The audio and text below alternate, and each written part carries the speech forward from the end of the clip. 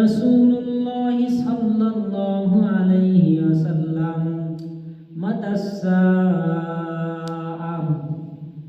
আল্লাহর নবী মুহাম্মদ আরবি সাল্লাল্লাহু আলাইহি ওয়াসাল্লামের একজন সাহাবী এসে বলল, ওগো আল্লাহর নবী, কিয়ামত কবে হবে?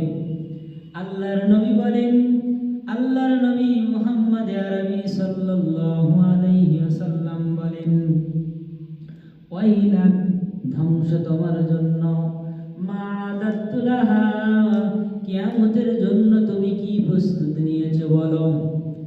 ওই সাহাবী বলেন, ওগো আল্লাহর নবী, আমি তো কিয়ামতের জন্য কোনো প্রস্তুতি নিতে পারি না। লা ইয়া রাসূলুল্লাহ, ওগো আল্লাহর নবী, আমি কিয়ামতের জন্য কোনো প্রস্তুতি নিতে পারিনি। ইল্লা আন্নী উহিব্বুল্লাহ ওয়া রাসূল, ওগো আল্লাহর নবী, আমি কিয়ামতের জন্য এতটুকু প্রস্তুতি নিয়েছি যে আমি আল্লাহ এবং আল্লাহর রাসূলকে ভালোবাসি। আল্লাহর নবী মুহাম্মদ আরবি সাল্লাল্লাহু আলাইহি ওয়াসাল্লাম বলেন, আনতা মামান আহবাবতা। এ আমার আশিক, ও আমার সাহাবী, তুমি শুনে রেখে দাও, যে ব্যক্তি যাকে মহব্বত করবে, যাকে ভালোবাসবে, সে কিয়ামতের ময়দানে তার সঙ্গেই থাকবে। সুবহানাল্লাহ। अगर खाही के दर जन्नत रसीदी, लाजिम गिरी सुन्नते पैगंबरी। अगर खाही के दर जन्नत रसीदी, लाजिम गिरी सुन्नते पैगंबरी। मन अहब्बा सुन्नते कौले रसूल, मस्दाए कान माई हम कुंगोल। ओ मुसलमान ইমানদার নবীর উম্মতের দল, আল্লাহর গোলাম, এ আমার যুবক ভাইরা, কান খাড়া করে শুনে নাও। আল্লাহ পাক রব্বুল আলামিন তোমাকে এমন একজন নবীর উম্মত, আল্লাহ পাক রব্বুল আলামিন তোমাকে আমাকে বানাইছেন, যেই নবীর উম্মত হওয়ার জন্য কত নবীরাও পর্যন্ত আল্লাহ তাআলার দরবারে ফরিয়াদ করেছেন, ওগো আল্লাহ, তুমি আমাকে নবী না বানায়া আখিরি জামানার নবীর উম্মত তুমি আমাকে বানাও। হে আমার যুবক ভাইরা, আল্লাহ পাক রব্বুল আলামিন দরখাস্তবিহীন তোমাকে আমাকে এমন একজন নবীর উম্মত বানাইছেন, এমন একজন রাসূলের উম্মত তোমাকে আমাকে আল্লাহ পাক রব্বুল আলামিন বানাইছেন। এমন সৌভাগ্য সুনসিব আল্লাহ পাক রব্বুল আলামিন তোমাকে আমাকে দান করেছেন।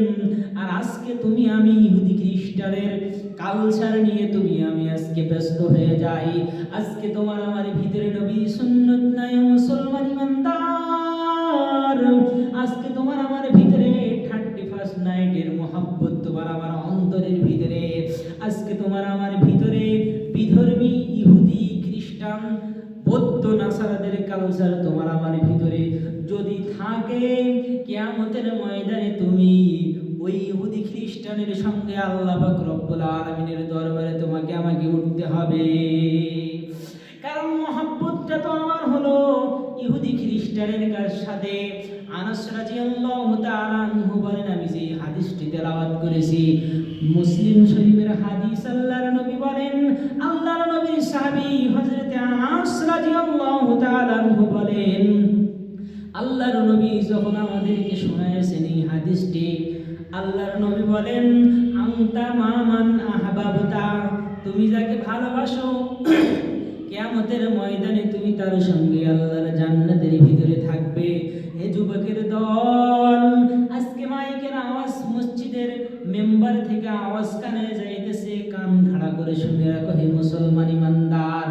আজকে তোমার ওই 31 নাইট উদযাপনকারীদের সাথে তোমার সম্পর্ক, 31 নাইট নিয়ে তুমি রাত জেগে তুমি অতিবাহিত করো।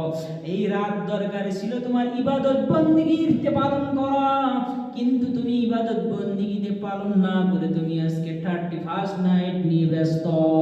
কিয়ামতের ময়দানে এক শ্রেণীর মানুষকে, 7 শ্রেণীর মানুষকে আল্লাহ পাক রব্বুল আলামিন আরশের নিচে জায়গা দেবে দোস্ত। তার ভিতরে 1 নাম্বার হলো আল্লাহর নবী বলেন শাবুন শাফি ইবাদাতিল্লাহ।